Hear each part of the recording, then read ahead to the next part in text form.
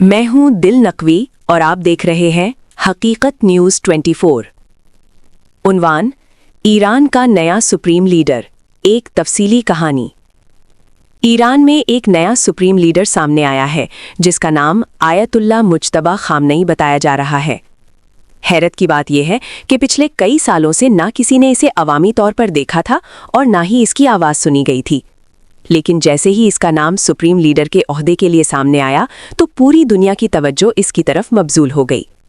कहा जाता है कि आम लोग तो आयतुल्लाह मुज्तबा खामनेई के बारे में ज़्यादा नहीं जानते थे, मगर दुनिया की बड़ी इंटेलिजेंस एजेंसियां इस शख्सियत को अच्छी तरह पहचानती थीं। उनके मुताबिक आयतुल्लाह मुज्तबा खामनेई एक ऐसी शख्सियत है जो बज़ाहिर खामोश और पर्दे के पीछे रहती है, मगर असल में बहुत बाअसर और ताकतवर समझी जाती है। आयतुल्लाह मुज्तबा खामनेई के वालिद एक नर्म मिजाज और सादा इंसान के तौर पर जाने जाते थे, मगर कहा जाता है कि मुज्तबा खामनेई की शख्सियत उनसे बिल्कुल मुख्तलिफ है। बचपन से ही उसकी ज़िंदगी मुश्किलात और जंग जैसे हालात में गुजरी।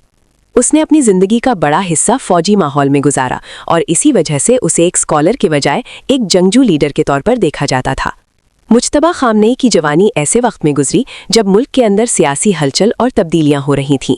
इस ज़माने में मुल्क में एक ताकतवर और मुतनाज़ा हुक्मरान की हुकूमत थी जिसके खिलाफ अवामी तहरीक उठी। इसी तहरीक के नतीजे में मुल्क में बड़ी सियासी तब्दीली आई और एक नया निज़ाम कायम हुआ।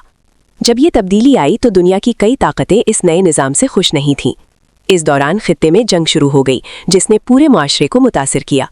इसी माहौल में मुज्तबा खामनेई ने भी जवानी में फ़ौज में शमूलियत इख्तियार की और आम सिपाहियों के साथ मैदान में खिदमत अंजाम दी।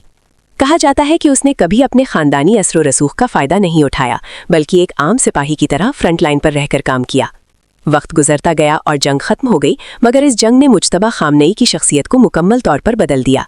जंग के बाद उसने सिर्फ फ़ौजी ज़िंदगी तक खुद को महदूद नहीं रखा, बल्कि मजहबी और फ़िक्री तालीम भी हासिल की। इस दौरान वो मुल्क के बड़े उलमा और असातिज़ा के साथ तालीम हासिल करता रहा और एक स्कॉलर के तौर पर भी पहचाना जाने लगा।